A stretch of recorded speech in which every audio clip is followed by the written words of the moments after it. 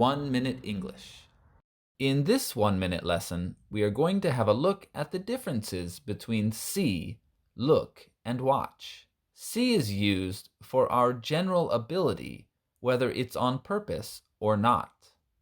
For example, I can't see much at night, but cats see well in the dark.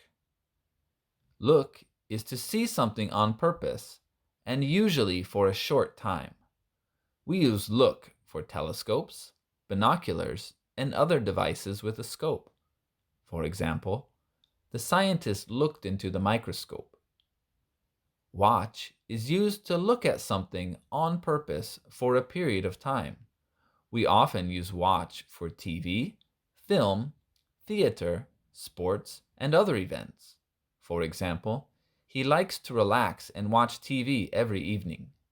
Give it a go. Try making a sentence and leave it in the comments below.